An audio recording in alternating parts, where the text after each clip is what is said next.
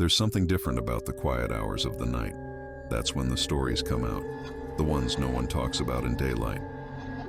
Abandoned floors, red lanterns, voices in the mirror. They're not just tales. Someone lived through them. Welcome to Echoes in the Dark. Don't let them in. An original story from Echoes in the Dark.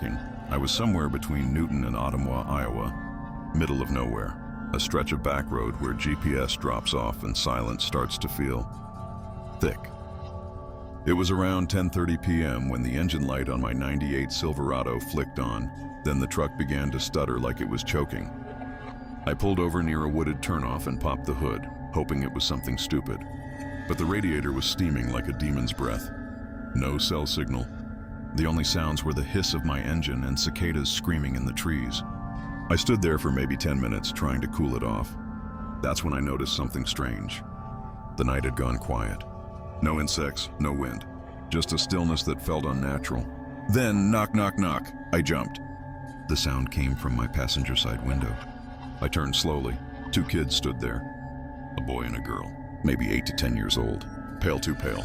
Their clothes looked wrong, like they'd been yanked out of a Sunday school photo from the 60s. The girl wore a dress with lace trim. The boy had on slacks, a tucked-in shirt and suspenders. Their hair was neat, faces blank. And their eyes, completely black. Not like a dark iris, I mean pitch, like polished obsidian. No whites, no shine. Just endless, soulless voids. "Can we come in?" the boy asked. His voice was hollow, measured. Not like a scared kid, like something pretending to be a scared kid. I froze. Every hair on my body stood up. I didn't even realize my hand was trembling until I saw it hovering near the lock switch.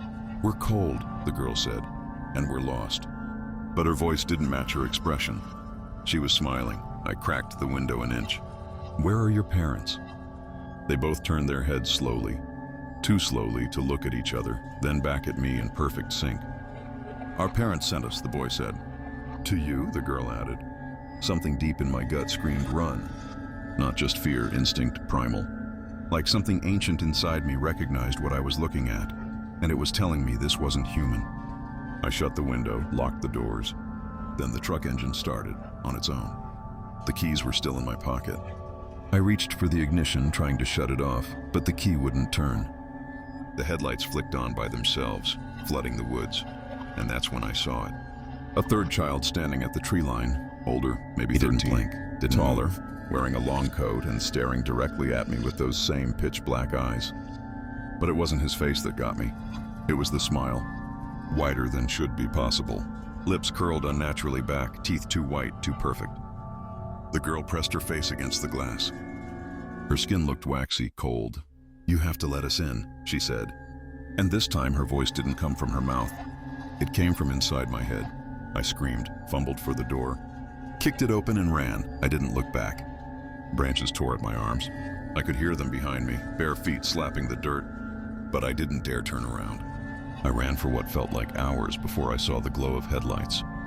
A county truck rolled up slowly, and the driver, an older man with a salt and pepper beard, opened the door.